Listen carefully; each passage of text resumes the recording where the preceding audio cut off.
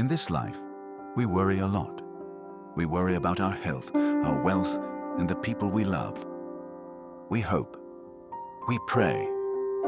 We tell ourselves that if we just keep going, keep pushing, things will eventually get better, that the pieces will somehow fall into place. A man named Hugo lived in a small apartment with his wife and their 2 young children. He worked long hours at a modest restaurant, earning just a little more than minimum wage. But that little more was never enough. Every month, the rent was late. The bills stacked up. Electricity, water, internet, groceries, and always the quiet dread of an eviction notice appearing on their door. Still, Hugo held on to a dream of one day owning a home for his family, buying a dependable car, and taking his kids on a real vacation, a week away from stress, from bills, from survival.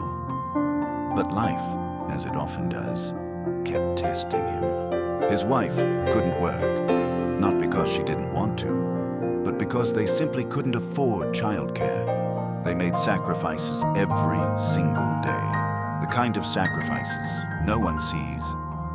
The kind that wear down your spirit.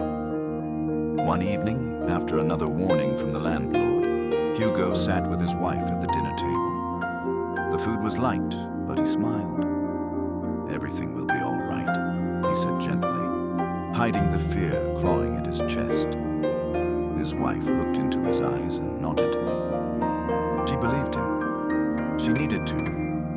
But when Hugo went into the bathroom, the mask came off. He stared at his reflection, pale, tired, but still trying to be strong. Then his body started trembling. His hands shook. His lips pressed tightly together as tears silently rolled down his cheeks. He didn't sob. He couldn't. The walls were thin, and his children were just a room away. He prayed. "Lord," he whispered, voice cracking, "help me. I have no one else. I only have you. Please help me. I can't let them down. Please, don't let me fail them." He had always prayed. But this one came from the deepest part of him, from the place where hope begins to flicker out. When he finally stood back up, he looked in the mirror again. The tears were gone. His face was calm, as if nothing had happened. He stepped out, kissed his children, hugged his wife tightly, and said goodbye. Off to work, just like every other day. But that day, something shifted.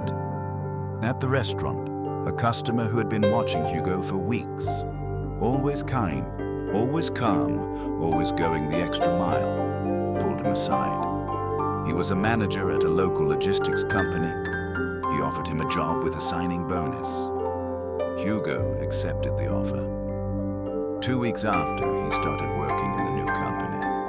He was also given his signing bonus and 2 months' salary advance so he can get back up on his feet again and making sure that he was away from personal stress whenever he comes to work. 6 months later, they moved into a better apartment. A year later, he bought a second-hand car in good condition. Not flashy, but safe, reliable. His children loved it, and while life was still full of challenges, Hugo never stopped praying. Not because everything was perfect, but because he had learned that sometimes faith isn't just about asking. Sometimes it's about holding on until the light finds its way in.